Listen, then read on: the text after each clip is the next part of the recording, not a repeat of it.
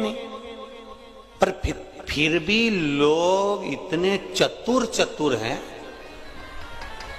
इतने चतुर हैं कि इनका तो मन ही नहीं करता ना बिगर जब तक घर से नहीं निकल जाए। तो कैसे भी मैं अब भी घूम के आया, भले कोई नहीं निकला तो भी गाड़ी से भुर भुर करके। अब कह रहा मैंने तो किसी को छुआ ही नहीं।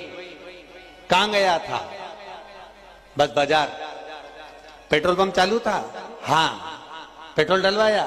हाँ। मैंने तो किसी को छुआ ही नहीं। पेट्रोल डलवाया, डालने वाले ने ढक्कन बंद करा, गाड़ी टच हुई, तूने अंदर बैठा पैसे का लेन देन करा, बोले छुआया कि नहीं छुआया? भले तुम्हारी दृष्टि में नहीं आया कि मैंने किसी को छुआ ही नहीं, तुम तो बिल्कुल कड़क, मैंने किसी को नहीं छुआ। कई लोग कहते हैं मैंने कभी किसी का बुरा ही नहीं किया। भगवान ऊपर से देखता रहता है, अरे ओ भेरू। भगवान भी कहता है मुझे सब मालूम है, तू ये मत सोच कि तूने किसी का बुरा नहीं करा, मेरे को सब मालूम है।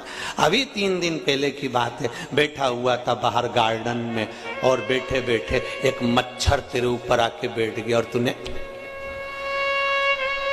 अब बोल रहा है कि मैंने किसी का बुरा ही नहीं किया। निपटाया कि निपटाया? अब कहे लोग कहने वाले मैंने किसी को नहीं छुआ, इसके बाद भी हमारे घर में बीमारी आ गई, समझ में नहीं आया, फिर भी कोरोना आ गया।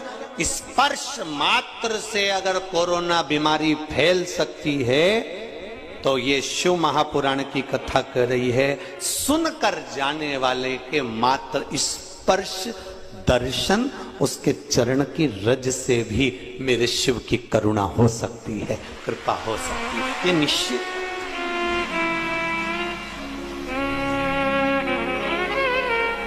बिल्कुल निश्चित।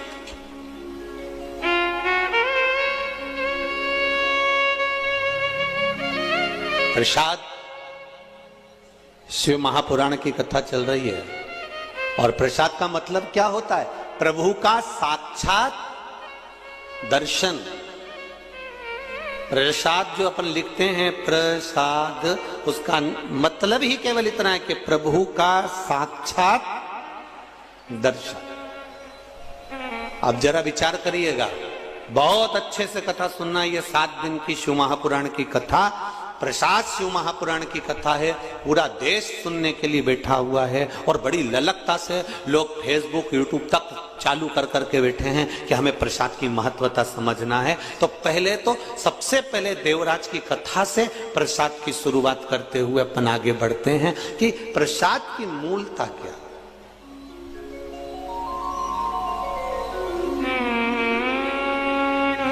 प्रभु का साक्षात दर्शन।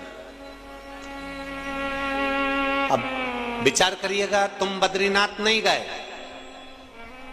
तुम्हारा रिश्तेदार बद्रीनाथ गया और बद्रीनाथ से प्रसाद लेकर आया और तुम्हें दिया। बोलो दिया कि नहीं दिया? चलो जाने दो, अभी ये भी जान दो। आज की ही बात देख लो, हमारे बहेड़िया परिवार में हम लोग रुके हुए हैं। अब आज हमारी ट्रेन भी लेट हो गई 3-4 घंटा। तो अब भगवान भी पूरी परीक्षा लेता है। जो आने वाली थी सुबह 7 बजे, वो आई सुबह 10-11 बजे। अब पहुंचे, फिर लाड लेके लाड लड़ाया, ठाकुर जी की सेवा करी, भोलेनाथ जी का पूजन किया, मंत्र जाप स्मरण कर कर कथा की तैयारी। कथा में पहुंच गए, फिर पूछा जजमान से क्यों, कितनी देर का रास्ता है? बस 10 मिनट में पहुंच जाएंगे।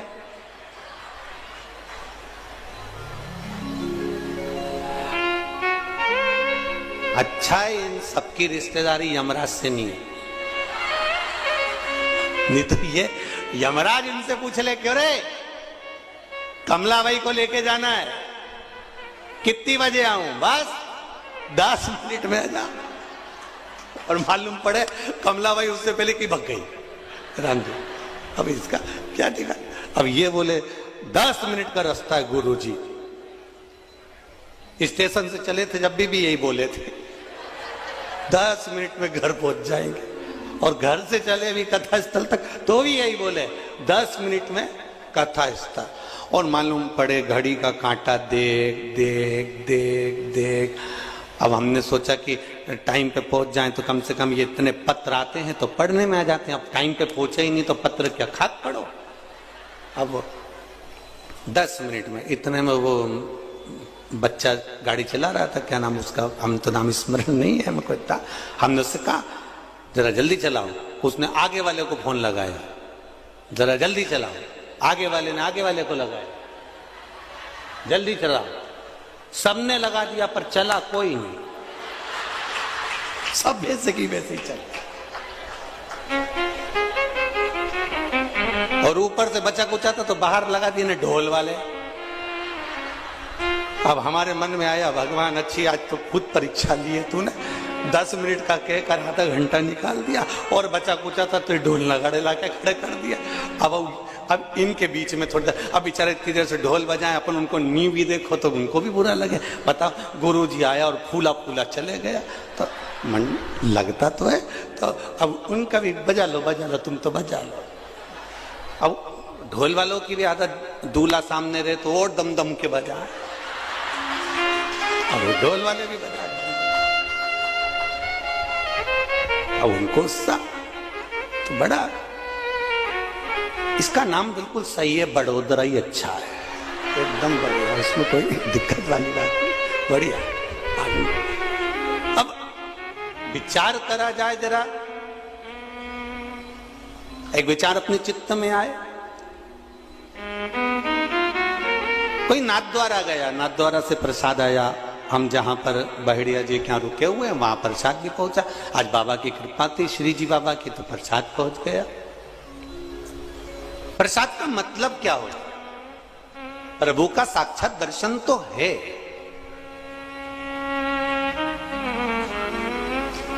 मना नहीं है कि प्रभु का साक्षात दर्शन नहीं, प्रभु का साक्षात दर्शन तो है, पर प्रसाद लेकर आने वाला, प्रसाद देने वाला, प्रसाद पहुंचाने वाला, ये सब कौन है? बद्रीनाथ जाने वाला बद्रीनाथ गया, नाथ द्वारा जाने वाला नाथ द्वारा गया, सांवरिया जी जाने वाला सांवरिया जी गया, एकलिंग जी जाने वाला एकलिंग जी गया, कांकरोली जी जाने वाला कांकरोली जी गया, सोमनाथ जाने वाला सोमनाथ गया।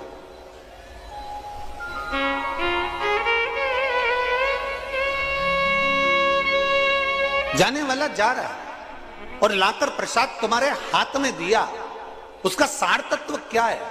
शिव महापुराण की कथा, शिव प्रसाद शिव पुराण की कथा कहती है, जब भगवान के मंदिर का प्रसाद अनायास, हमने सोचा ही नहीं था कि नाथ द्वारा का प्रसाद आ जाएगा, हमने सोचा ही नहीं था कि बद्री विशाल का प्रसाद आ जाएगा, हमने सोचा ही नहीं था कि सोमनाथ जी का प्रसाद आ जाएगा। अचानक अगर प्रसाद हमारे घर पर, हमारे द्वार पर, हमारे घर के अंदर, हमारी हथेली पर, हमारे हाथ में या हमारे परिवार में प्रसाद अगर आ रहा है तो यह विश्वास मानकर चलना कि मेरे श्री जी बाबा को, मेरे बद्रीनाथ जी को हिचकी आई है, वो तुम्हें याद कर रहा है कि तू भी चल कर।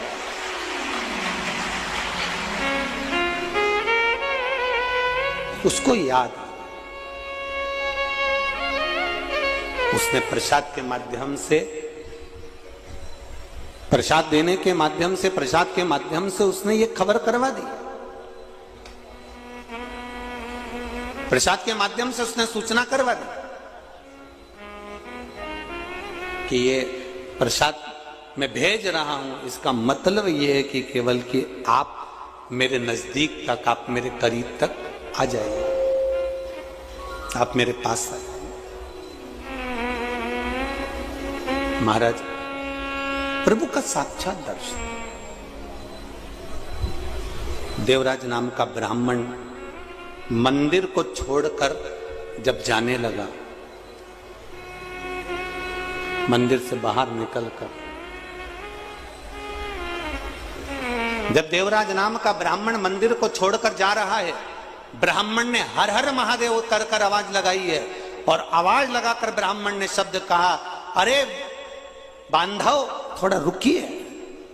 देवराज नाम का ब्राह्मण मंदिर से निकल रहा है, उसके शरीर में ताप पड़ रहा है।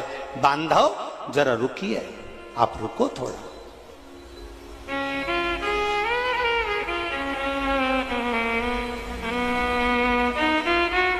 बांधव रुको जरा।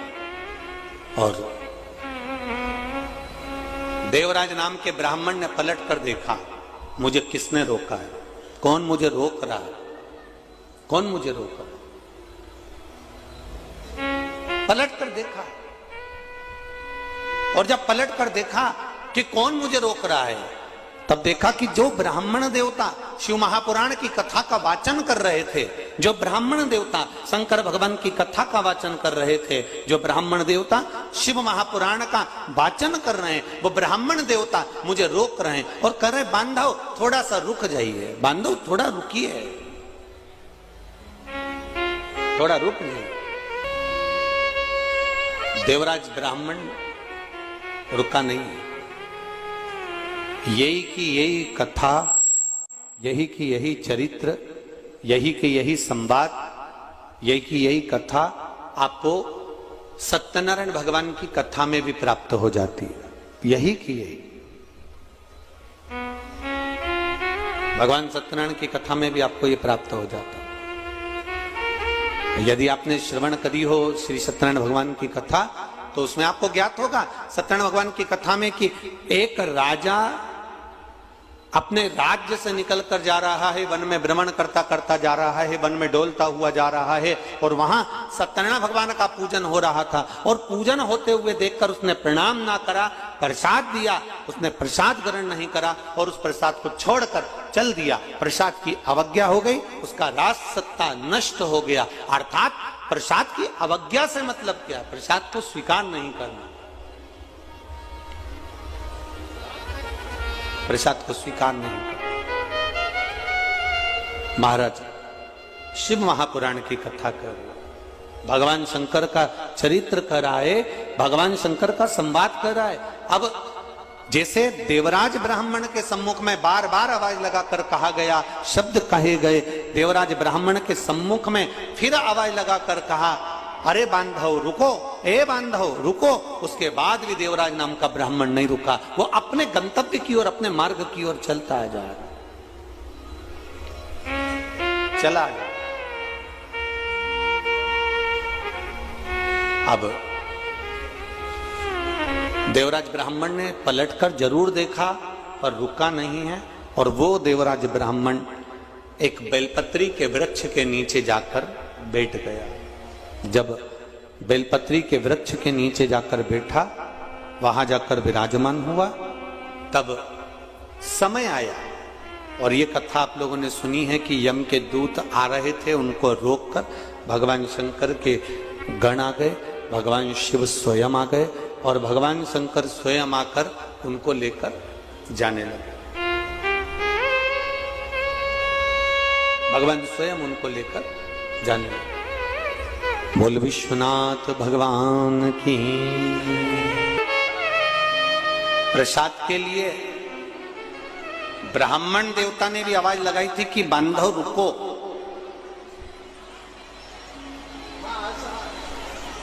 रुका नहीं, चले गए। बेलपत्री के वृक्ष के नीचे पहुंच गया, प्राण छूटे, भगवान शिव का धाम प्राप्त हो गया। अब एक बात थोड़ा सा स्मरण में रहे आपके और हमारे, पहले भी कथा में कहा, आज फिर कर, शिव मंदिर में जाओ, शंकर जी की चौखट पर जाओ, शिव के द्वारे पर जाओ, शिवालय में जाओ, तो शिवालय में पहुंचकर आते आते एक बार भगवान देवाधिदेव महादेव को वापिस पलटकर दर्शन कर कर फिर आए, वापिस पलटकर एक बार फिर दर्शन कर कर।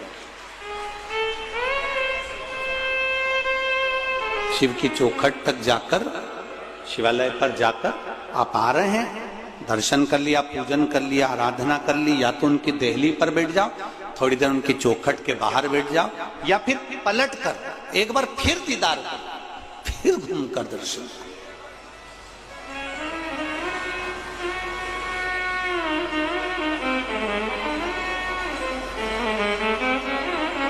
जब हम द्वार पर से घूमकर भगवान का दर्शन करते हैं तो मणिभद्र की कृपा, भगवान शिव का जो द्वारपाल है मणिभद्र, उसकी कृपा हम पर जरूर होती है, उनकी उदारता, उनकी दया हम पर जरूर होती है,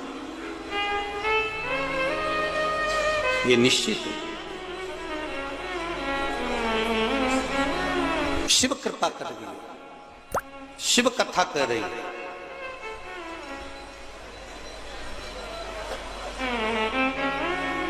भगवान शंकर को जो चीज समर्पित होती है, भगवान शिव को जो समर्पित किया जाता है, भगवान शंकर को जो चढ़ाया जाता है, शिव से वापिस हम जो प्राप्त करते हैं वो शंकर भगवान की औषधि के रूप में प्राप्त करते हैं। अब एक बात बहुत अच्छे से ध्यान में रखिएगा,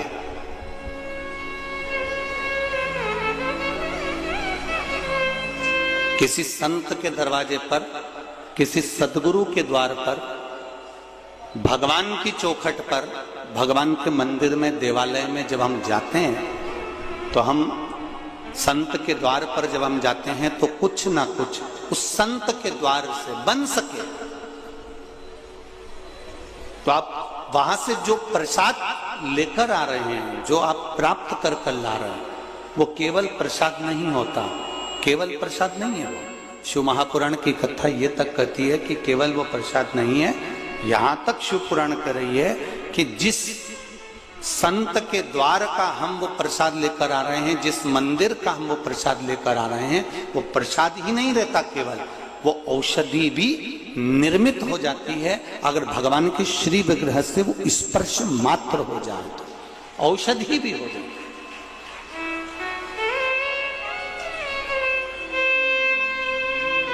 वो एक औषधि के तुल्य भी है।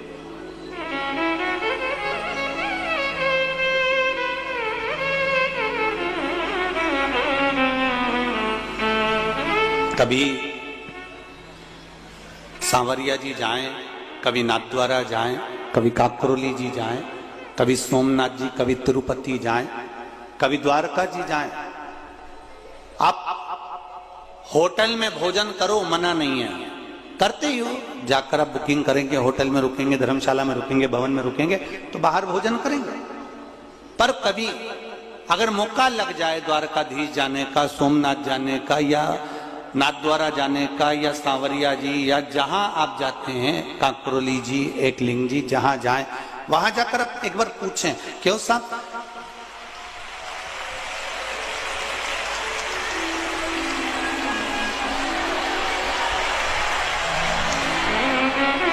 आप उनसे विनती कर सकते हैं कि साहब हमको यहाँ पत्तल प्रसाद मिल सकता है, या थोड़ा सा पत्तल प्रसाद प्राप्त हो सकता है क्या? आप उनसे निवेदन कर सकते हैं, आप उनसे कर सकते हैं। और निवेदन जैसे 4 जगह शादी हो रही है, आप समझ लेना जरा, 4 जगह पर शादी चल रही है और एक जगह पर कहीं अन्नकूट महाप्रसाद चल रहा है, तो शिव महापुराण की कथा यहां तक कहती है कि वो 4 जगह पर 56 भोग क्यों ना बनाओ, उसको भी थोड़ी देर के लिए छोड़ दो, पर कहीं अन्नकूट की महाप्रसादी अगर हाथ में भी प्राप्त हो रही है तो वो हमको औषधि प्रदान कर देती, वो हमको सुख प्रदान कर देती, वो हमको अमृत तत्व प्रदान कर देती है, वो हमको अमृत तत्व दे जाता है। अब देवराज नाम का ब्राह्मण जब चला, ब्राह्मण ने आवाज लगाई, बांधव रुको, देवराज नहीं रुका। जब देवराज देहली से बाहर हो गया, दरवाजे से बाहर हो गया, द्वार से बाहर हो गया, शरीर में ताप पड़ रहा था, शरीर में कष्ट हो रहा था। शरीर में ताप पड़ने के कारण जब वो दरवाजे से बाहर निकला, उस समय पर देवराज नाम के ब्राह्मण को वहां पर कुछ सामग्री, जैसे आपको पहले भी कथा में कहा कि शिव जी को जो चढ़ता है, शंकर भगवान को जो समर्पित होता है, बेलपत्री शिव जी को जो समर्पित होती है, जल जो शिव जी को समर्पित होता है, वो थोड़ा सा कहीं चरणामृत के रूप में, थोड़ा सा कुछ पंचामृत के रूप में देवराज नाम के ब्राह्मण को भी प्राप्त हो गया। बहुत अंतर है महाराज। देवराज नाम के ब्राह्मण ने वो चरणामृत, वो पंचामृत जो द्वार पर मिल रहा था शिव मंदिर के, उसको लिया जरूर है पर उसको पान नहीं करा, उसको छोड़ दिया गया, एकांत में कहीं ले जाकर उसको डाल दिया गया।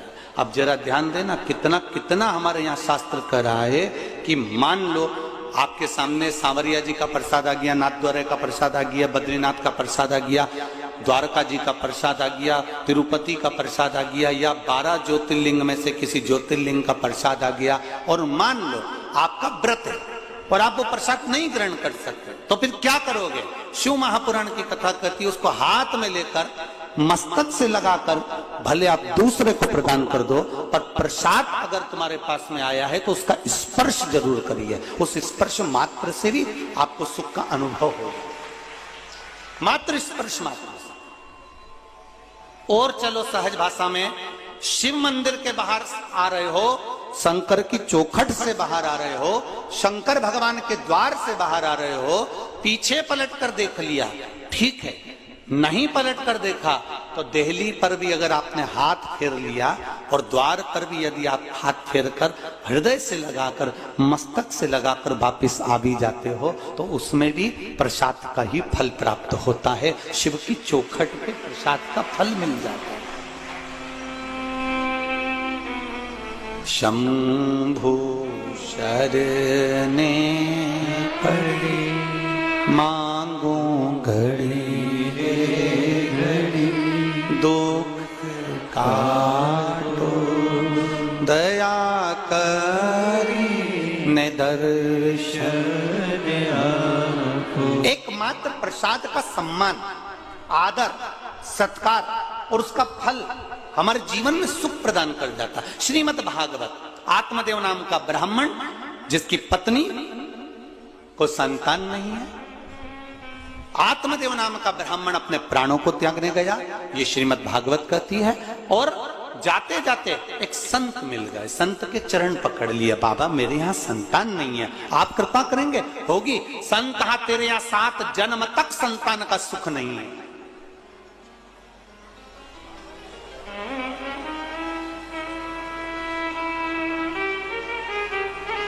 तेरे यहाँ 7 जन्म तक संतान का सुख नहीं है। अब देखिए प्रसाद में क्या बल होता, जरा विचार करिएगा जरा। तेरे यहाँ 7 जन्म तक संतान का सुख नहीं है, आत्मदेव ब्राह्मण ने चरण पकड़ लिया है, आप कृपा करोगे तो संतान तो होगी, ये निश्चित है। आप अगर करुणा करेंगे, आप दया करेंगे तो मुझे संतान प्राप्त होगी, ये निश्चितता।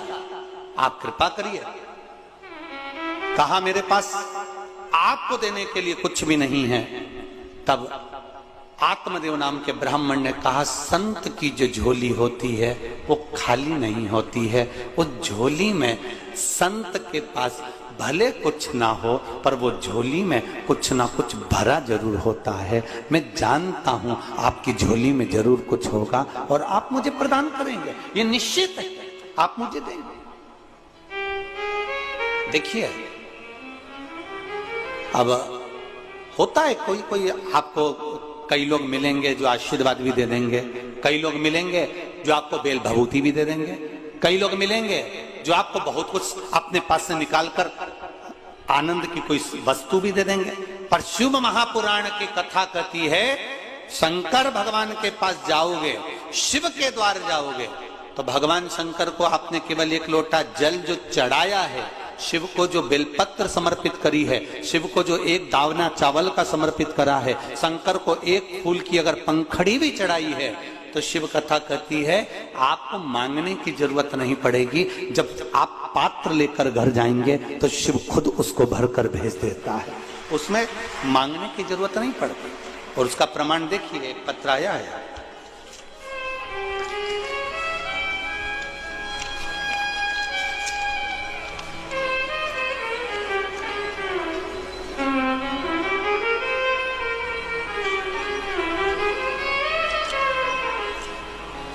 मेरा नाम मंगलाबेन शशिकांत ताबे है।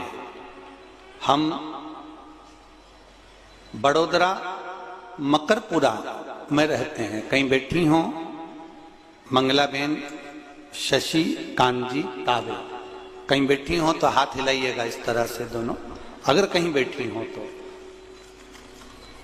अब दोनों तीनों पंडाल में हमारी दृष्टि तो कहीं जा नहीं रही होगी, आप लोगों को अगर कहीं दिखती हो और हाथ हिलाएं तो अवश्य कैमरे वाले उनका स्मरण करें।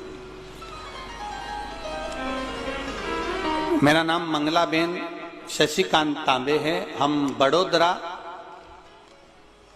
मकरपुरा में रहते हैं। मैं गायन के हॉस्पिटल में नर्स की नौकरी करती हूँ। मेरी बेटी की शादी को 7 साल हो गए, फिर भी बच्चा नहीं हुआ। हमने बहुत इलाज किया, उसे एक बार ट्यूब में गर्भ रहा तो ट्यूब निकालनी ही पड़ी। उसकी एक ही ट्यूब थी। सभी डॉक्टर कह दिए थे कि इसको आईवीएफ करवाना पड़ेगा तो ही बच्चा होगा। हमने 2 बार उसको आईवीएफ भी करवाए, फिर भी नहीं हुआ।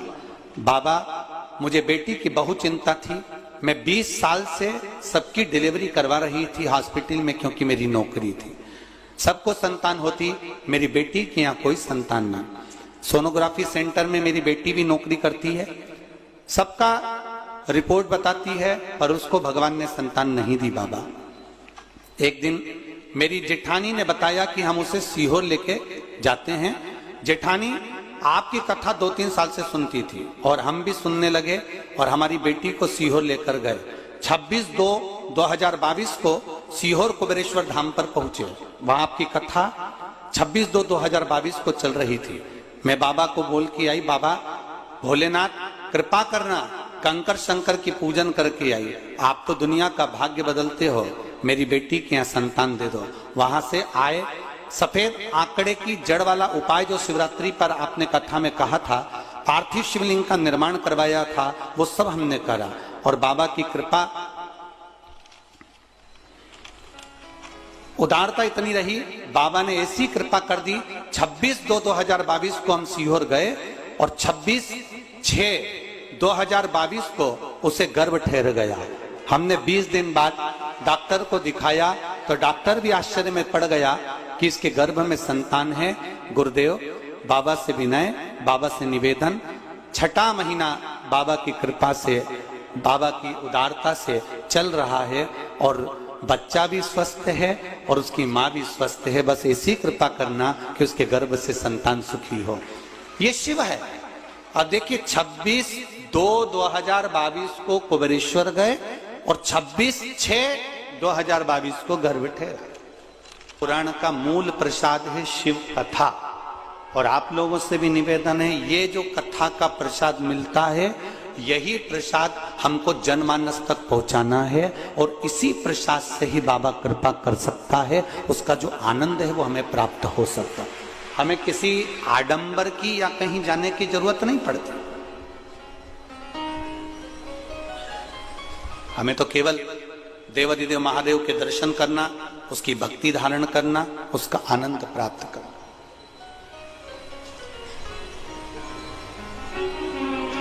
उसका भजन प्राप्त करना। शिव कथा कर रहे।